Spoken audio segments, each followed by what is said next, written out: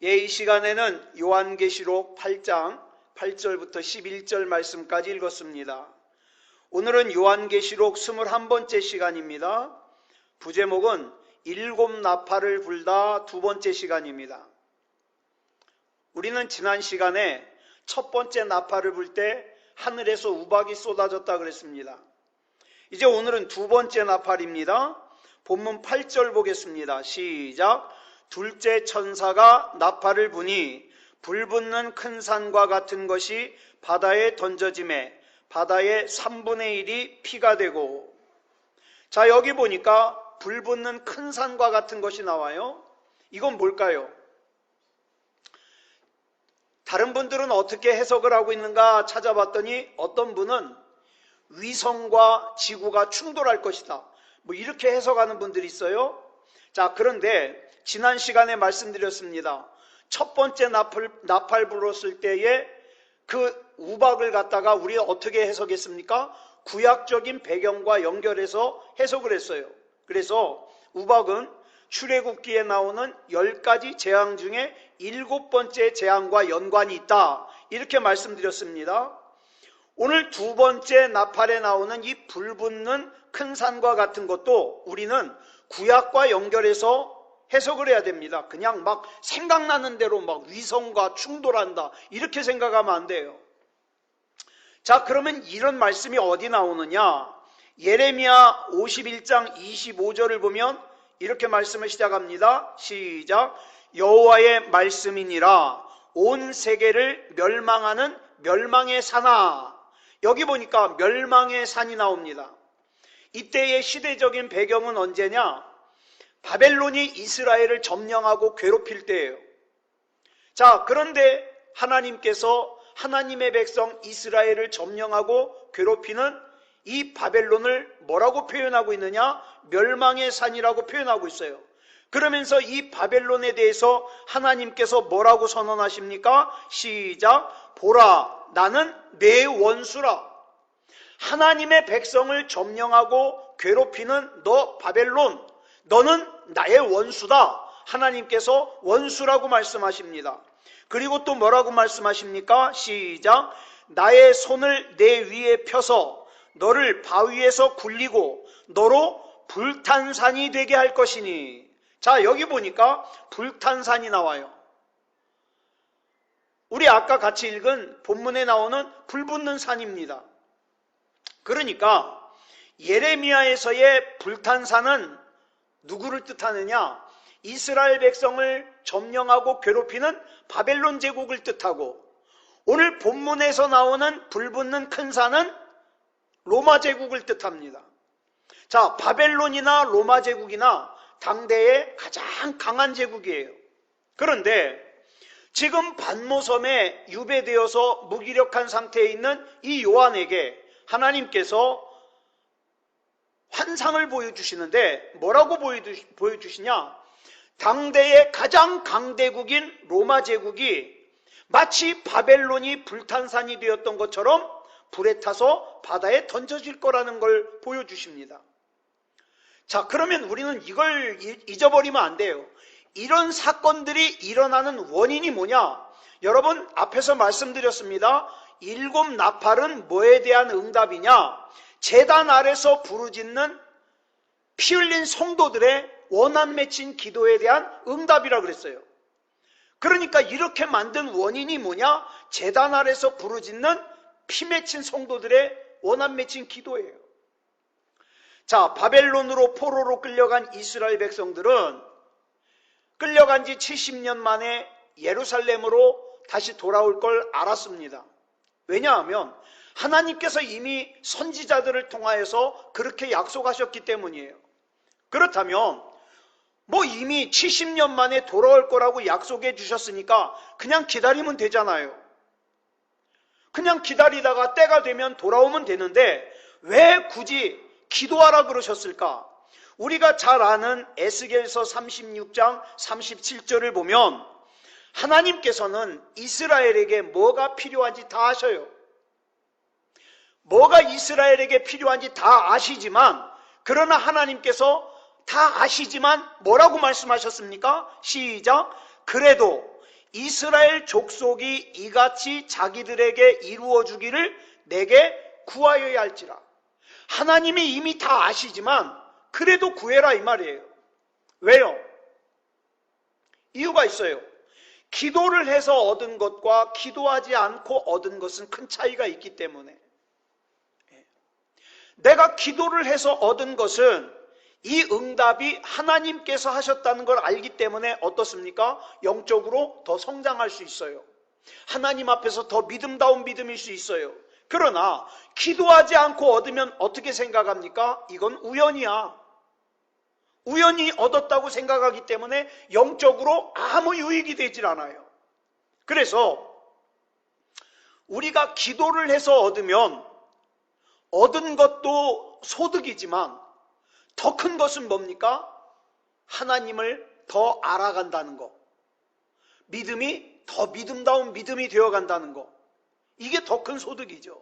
그러므로 오늘 두 번째 나팔에 나타나는 불붙는 큰 산과 같은 것은 아무것도 할 수 없었던 무기력한 유배중이었던 사도 요한과 그 다음에 박해를 당하고 있는 그리스도인들에게 제단 아래서 부르짖는 성도들의 기도가 얼마나 강력한 힘이 있는지를 말씀해 주시는 거예요. 여러분, 저와 여러분이 기도하는 게 아무것도 아닌 것처럼 생각되지만 아무것도 아닌 게 아니에요. 얼마나 강력한지 몰라요. 하나님께서는 반드시 살아계시고 그 하나님께서는 반드시 악한 세력을 불붙는 큰 산같이 멸하실 거라 이 말이에요.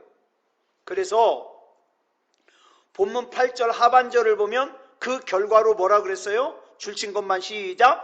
바다의 3분의 1이 피가 되고. 자, 바다의 3분의 1이 피가 됐다. 이것도 역시 구약의 원형을 두고 있습니다.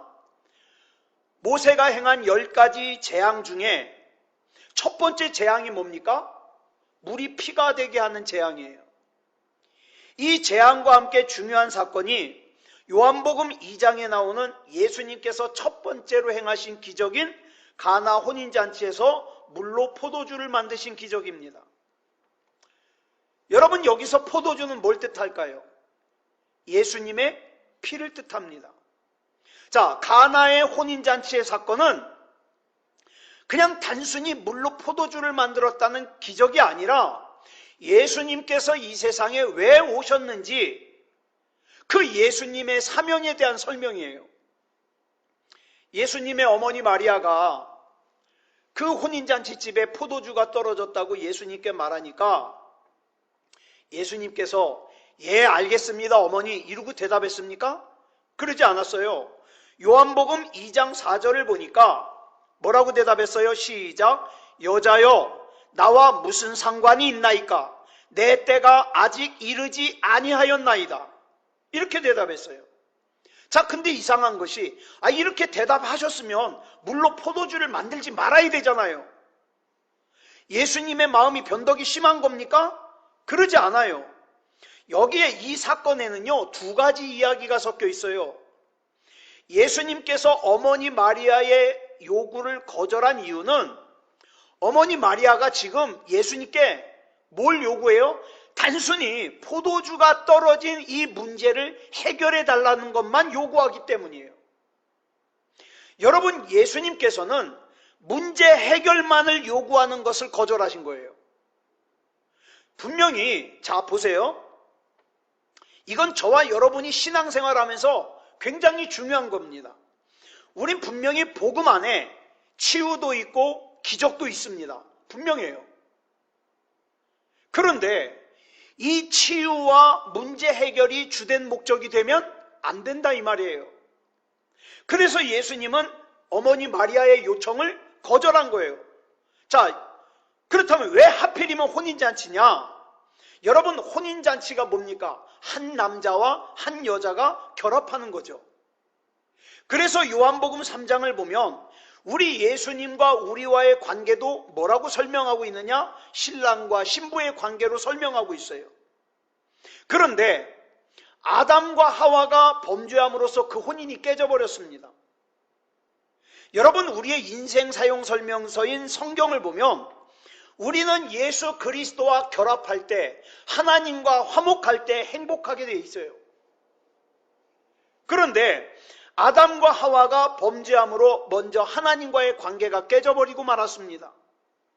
그리고 아담과 하와가 서로 자기의 잘못을 상대방에게 전가하면서 뭐가 깨졌어요? 인간관계가 깨졌습니다. 그래서 그 죄의 결과로 죽음이 찾아오고 슬픔이 찾아왔습니다. 이건 마치 흥겨워야 될 혼인잔치가 중단된 것과 같은 비극이라 이 말입니다. 그런데 때가 참에 하나님께서 독생자 예수 그리스도를 우리에게 보내셨습니다. 즉 예수님께서 이 땅에 오신 목적은 저와 여러분의 육체의 문제를 해결해 주는 것만이 아니에요. 내 아픈 몸을 낫게 해주고, 그 다음에 경제적인 문제를 해결해 주고, 취업의 문제, 결혼의 문제를 해결해 주고, 이것만을 위해서 온 게 아니에요. 그렇다면 왜 어머니 마리아의 요청을 거절하신 예수님께서 결국 물로 포도주를 만드셨을까? 아니, 결국 물로 포도주 만들 거면 뭐하러 거절을 해요? 자, 물로 포도주를 만드신 과정을 보세요. 먼저 예수님께서 하인들을 시켜서 물을 길어다가 입구에 있는 6개의 돌 항아리를 채우라고 합니다. 그래서 하인들이 시키신 대로 물을 길어다가 6개의 항아리를 다 채우니까 그 돌 항아리에 있는 물을 떠다가 잔치석상에 갖다 주라 그래요. 자, 이 입구에 있는 6개의 돌 항아리는 유대인들이 굉장히 중요하게 여기는 정결법이에요. 그래서 유대인들의 집 앞에는 물이 들어있는 항아리가 항상 있어서 손님들이 집 안으로 들어가기 전에 먼저 손발을 깨끗하게 씻고 들어가게끔 해놨어요. 깨끗해라 이 말이죠. 그런데 자 보세요. 이 물로는 완전하게 깨끗해질 수가 없어요. 완전하게 정결해질 수가 없어요. 그래서 예수님께서 이 물을 뭘로 바꾸셨어요? 포도주로 바꾸셨어요. 포도주는 예수님의 피를 상징합니다. 마태복음 26장 28절을 보면 예수님께서 제자들과 마지막 만찬을 나누시는 자리에서 포도주를 이렇게 설명하십니다. 시작. 이것은 죄사함을 얻게 하려고 많은 사람을 위하여 흘리는 바 나의 피 곧 언약의 피니라. 이렇게 설명하셔요. 이와 같이 성경에서 나오는 피는 생명을 뜻합니다. 오늘 본문 8절에 나오는 바다의 3분의 1이 피가 됐다. 그리고 불붙는 큰 산인 로마 제국이 무너지는 과정에 있어서 여러분, 로마 제국이 무너지려면 그냥 무너지겠어요? 아니죠. 전쟁이 일어나겠죠. 그 전쟁의 참혹성과 아울러서 마지막 때의 종말론적인 전쟁과 그 다음에 하나님께서 행하시는 재앙의 참혹성을 설명하는 거예요. 자, 그럼 계속해서 본문 9절을 보겠습니다. 시작. 바다 가운데 생명 가진 피조물들의 3분의 1이 죽고 배들의 3분의 1이 깨지더라. 여러분, 이것도 구약의 배경을 두고 있어요. 출애굽기 7장입니다. 출애굽기 7장 17절부터 18절까지 보겠습니다. 시작. 여호와가 이같이 이르노니 내가 이로 말미암아 나를 여호와인 줄 알리라. 볼지어다 내가 내 손의 지팡이로 나일강을 치면 그것이 피로 변하고 나일강의 고기가 죽고 그 물에서는 악취가 나리니 애굽 사람들이 그 강물 마시기를 싫어하리라 하라. 자, 지금 이 내용은 이집트의 애굽의 젖줄인 나일강이 하나님의 심판을 받는 내용이에요. 자, 나일강이 왜 하나님의 심판을 받을까요? 이유는 딱 하나예요. 애굽 사람들이 나일강을 신으로 섬겼기 때문이에요. 자, 20절부터 21절까지도 보겠습니다. 시작. 모세와 아론이 여호와께서 명령하신 대로 행하여 바로와 그의 신하의 목전에서 지팡이를 들어 나일강을 치니 그 물이 다 피로 변하고 나일강의 고기가 죽고 그 물에서는 악취가 나니 애굽 사람들이 나일강 물을 마시지 못하며 애굽 온 땅에는 피가 있으나. 자, 하나님께서 애굽 사람들이 자기의 생명의 근원이라고 여기던 나일강을 심판하시는 장면이에요.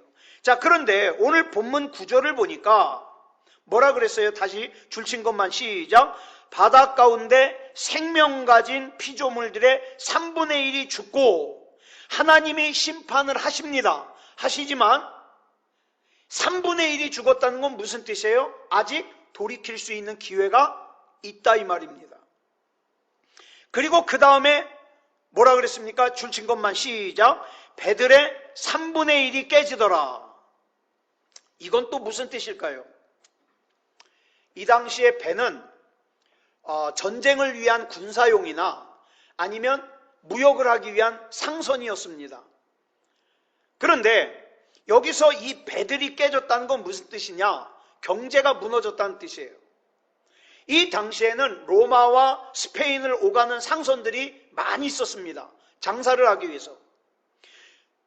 우리 사도행전에서 바울을 로마로 압송하느라고 태우고 간 배도요, 거기 군인들이 많이 타긴 했지만 사실은 군함이 아니에요. 군사용이 아니라 상선이었습니다. 그렇지만 이 당시에는 정부나 군인들이 야, 이 배가 필요하다 그러면 언제든지 그 상선을 군사용으로 내줘야 돼요.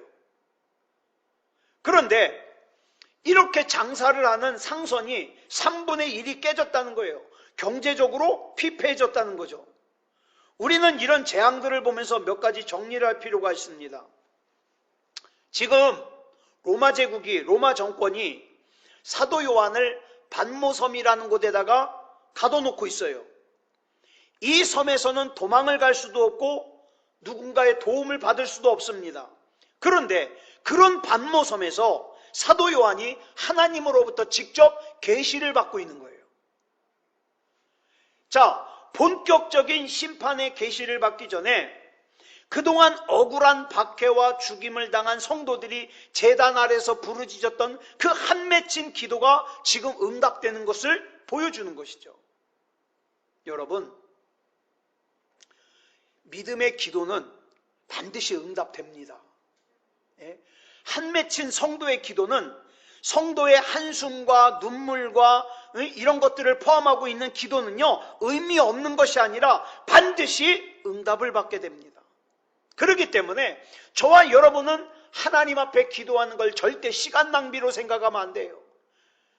내 자녀들을 위해서도요, 기도를 마음껏 쏟아부어야 돼요. 왜? 반드시 응답될 거니까. 오늘 저와 여러분도 요한이 살았던 때처럼 직접적으로 육체적인 박해를 받는 건 아니지만 이런저런 압박을 받으면서 살고 있습니다. 이런 상태에서 우리는 어떤 성경을 봐야 될까요? 요한계시록을 보는 거예요. 그래서 이 요한계시록은 다시 한번 말씀드립니다. 막연한 미래의 이야기를 기록한 성경이 아니라 지극히 지금 우리가 읽어야 되는 현실적인 성경이에요. 자, 그러면 우리가 앞에서 첫 번째 나팔을 부니까 우박이 내리고 두 번째 나팔을 부니까 피로 변했다 그랬습니다. 이제 세 번째 나팔을 보겠습니다. 본문 10절입니다. 시작. 셋째 천사가 나팔을 부니 횃불같이 타는 큰 별이 하늘에서 떨어져 강들의 3분의 1과 여러 물샘에 떨어지니, 여기 보니까 큰 별이 떨어졌다 그랬어요. 이 큰 별 역시 구약적인 배경을 먼저 우리가 이해해야 됩니다. 이 큰 별이 어디 나오냐? 이사야 14장 12절에 나와요. 우리 먼저 같이 읽겠습니다. 시작. 너 아침의 아들 계명성이요. 이 계명성은요, 우리가 흔히 알고 있는 금성입니다. 금성. 이 계명성은 또 다른 표현으로 뭐라 그러냐? 새벽별이라 그래요. 우리는 흔히 성경에서 별 그러면 예수님만 상징하는 줄 아는데 아니요.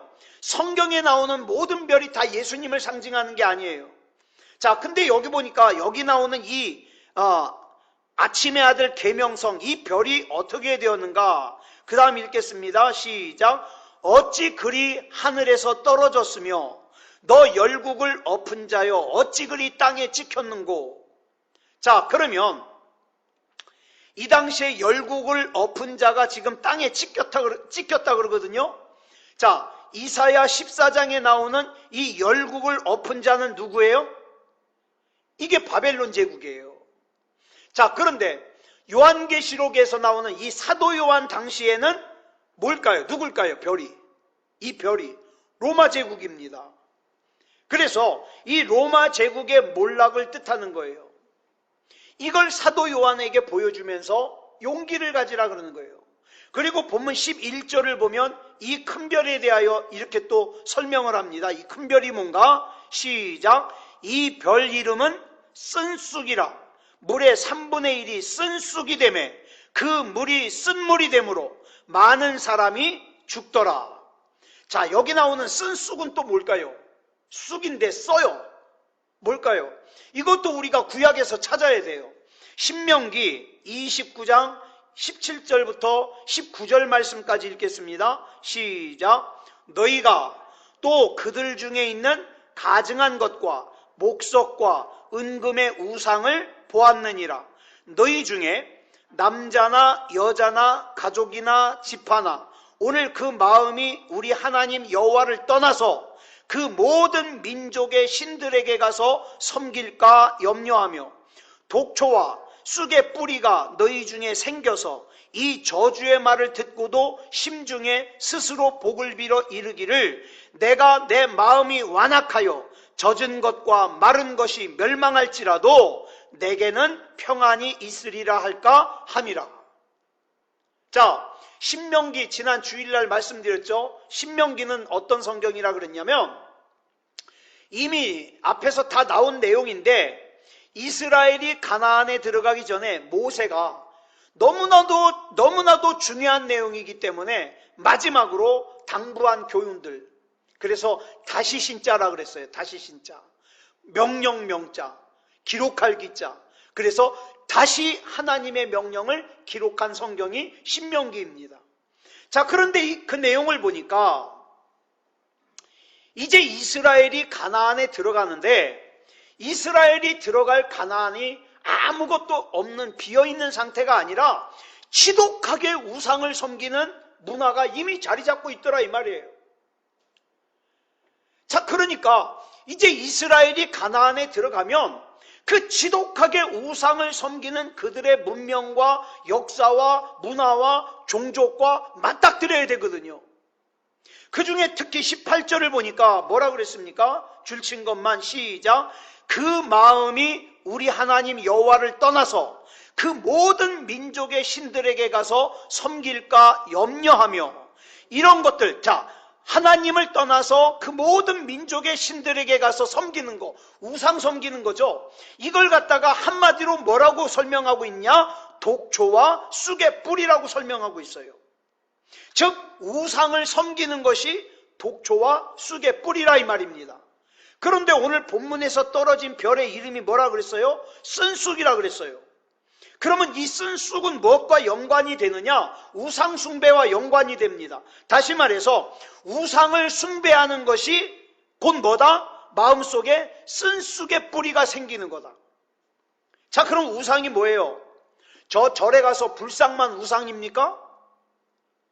뭐 이슬람, 뭐 이런 거, 공자 이런 것만 우상이에요? 아니에요. 성경은 분명하게 얘기하고 있습니다. 하나님보다 더 사랑하는 게 우상이라 그랬어요. 그런데 이렇게 하나님보다 우상을 더 사랑하는 사람들이 뭐라고 생각을 하고 있느냐? 19절에 좀 더 쉽게 쉬운 성경으로 써놨습니다. 시작. 그런 사람은, 즉 여기서 말하는 그런 사람은 어떤 사람이냐? 하나님보다 세상을 더 사랑하는 우상을 섬기는 사람은 어떤 말을 하는가 볼까요? 시작. 이 저주의 말을 들으면서도 스스로 복을 빌면서 나는 괜찮을 것이다 라고 말하며 마음을 굳힐 것이요. 그런 사람이 있다면 모두가 망할 것이요. 즉 분명히 우상을 섬기면 하나님이 진노하신다는 걸 알면서도 세상을 더 사랑하면서 아니야, 나는 하나님보다 세상을 더 사랑해도 괜찮아. 아무 일도 없는 걸 뭐 예배를 안 드려도 아무 일도 없잖아.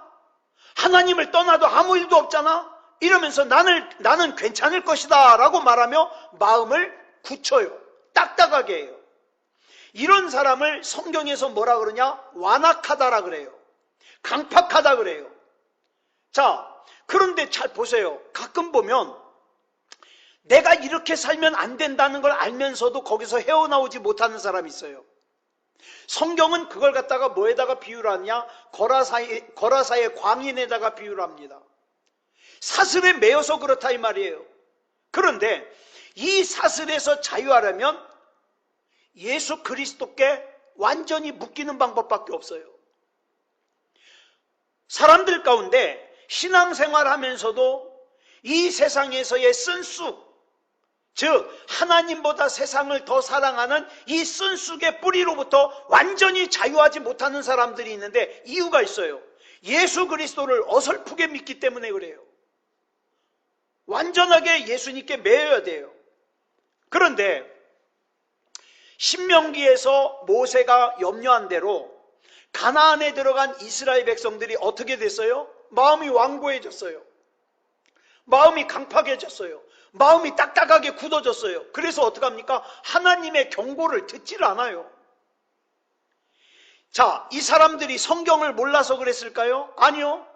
여러분, 성경을 보면은요, 예수님께서 태어나실 때 예루살렘에 성경을 제일 잘하는 박사들이 있었어요. 그런데 이 성경을 제일 잘하는 박사들이 자기가 알고 있는 그 성경 지식을 어떻게 사용했죠? 헤롯 왕이 아기 예수님을 찾아 죽이려고 하는 걸 도와주는 데 사용했어요. 또 시간이 좀 더 지나서 이스라엘에서는 성경을 잘하는 제사장들, 서기관들, 바리새인들이 있었어요. 근데 이 사람들 역시 자기가 알고 있는 성경 지식을 어떻게 사용했죠? 예수님을 박해하고 십자가에 못 박아 죽이는 데 사용했습니다. 그렇다면 저와 여러분은 여기서 아주 중요한 질문을 하나 해야 돼요. 나는 내가 알고 있는 성경 지식을 지금 어떻게 사용하고 있는가?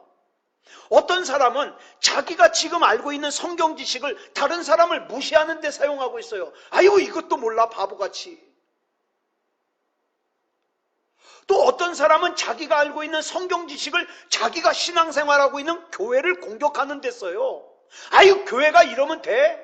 목사가 이러면 돼? 공격하는 데 써요. 자, 우리 한번 생각해 보자고요. 나는 내가 알고 있는 성경 지식을 어디에다 사용하고 있는가? 그리고 내 신앙생활의 현 주소는 지금 어디인가? 나는 지금 어디에 있는가? 선악과를 따먹고 범죄한 아담과 하와가 하나님의 낯을 피하여 숨었을 때에 하나님이 찾으셨죠. 아담아 어디 있느냐? 아담의 몸이 어디 있는지를 몰라서 그러는 게 아니라 그랬죠. 뭘 찾는 거예요? 내가 너희를 창조하고 그렇게 기뻤는데, 그렇게 내가 창조하고 기뻐했던 아담은 어딜 가고 먹지 말라고 하는 선악과를 따먹고 범죄하여서 내 얼굴을 피하여 숨은 아담만 거기 있느냐? 이거예요. 여러분, 우리가 알아야 될 것은 사람이 성경 공부를 많이 한다고 교육을 많이 받는다고 바뀌는 존재가 아니더라 이 말이에요. 한때 우리나라에는요, 성경을 몰라가지고 신앙이 잘하지 않는다고 착각을 해가지고 많은 이름을 가진 성경 공부를 많이 만들었어요. 크로스웨이, 베델성서, 1:1 제자 양육, 제자 훈련, 많은 성경 공부를 만들었어요. 근데 한번 보자고요.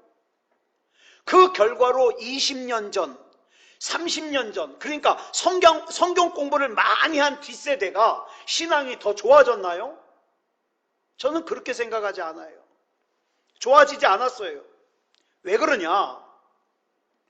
인간의 근본적인 문제는 성경 지식이 있느냐 없느냐에 있는 문제가 아니라 어디에 있느냐? 영적인 문제이기 때문에 그래요.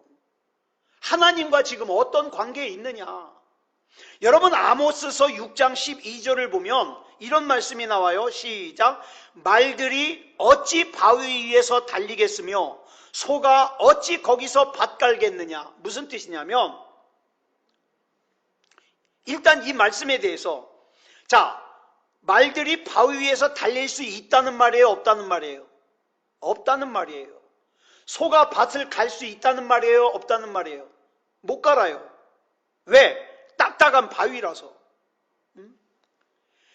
근본적으로 심령이 딱딱하게 굳은 심령이 되면 하나님께서 그 사람을 복을 주고 싶어도, 하나님이 그 사람을 형통하게 하고 싶어도 말이 달릴 수가 없어요. 소가 밭을 갈 수가 없어요. 그런데 어리석은 인생은 자기 심령에 딱딱하게 바위같이 굳어버린 그 심령을 갖다가 빨리 옥토가 되게 만드는 거에 신경을 쓰는 게 아니라 자기 심령은 딱딱하게 내버려둔 상태로 하나님 앞에 요구만 합니다. 하나님, 나 돈 좀 많이 벌게 해주세요. 하나님, 나 건강하게 해주세요. 하나님, 내 자식놈 잘 되게 해주세요.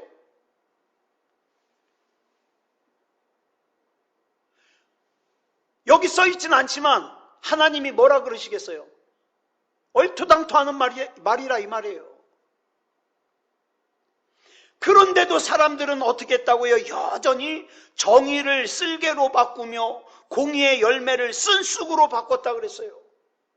여전히 우상을 숭배하고 여전히 하나님을 무시하고 하나님보다 세상을 더 사랑하며 그러고 살고 있다 이 말이에요. 언제까지? 절박한 상황이 돼가지고 하나님 앞에 울고불고 할 때까지. 그런데 우리는 본문 11절 말씀을 기억해야 됩니다. 이 본문 11절을 보면 이 큰 별에 대하여 이렇게 설명하고 있습니다. 하나님보다 더 좋아하는 쓴 쑥이 우리 인생을 쓰게 만들어서 많은 사람을 죽게 한다. 여기서 죽는다는 것은 영원한 죽음을 뜻합니다. 자, 그러니까 저와 여러분은 항상 생각해야 돼요. 하나님, 혹시라도 나도 모르게 하나님보다 세상을 더 사랑하는 그런 잘못 범하지 않게 해주시옵소서. 나에게는 하나님이 가장 소중합니다. 나는 하나님이 아니면 안 됩니다. 주님이면 내 인생 충분합니다. 주님 붙잡아 주시옵소서. 그래서 저와 여러분의 인생이 쓴쑥이 되는 일이 없도록, 영적으로 깨어서 경성하여서 하나님 앞에서 믿음다운 믿음으로 살기를 그리스도 예수님의 이름으로 축복합니다. 기도하겠습니다. 사랑의 아버지 하나님, 감사합니다. 하나님의 은혜 가운데 우리가 요한계시록 8장을 나누면서 7개의 나팔 가운데 3개의 나팔까지 살폈습니다. 사랑의 아버지 하나님, 성도가 아무 힘이 없는 것 같아서, 무기력한 것 같아서 해코지하고 무시하고 업신여기고 그렇지만, 이 성도가 하나님의 제단 아래에서 원한 맺힌 기도를 할 때에 그 기도가 얼마나 무서운지를 7 나팔을 통하여 우리에게 알려주고 있습니다.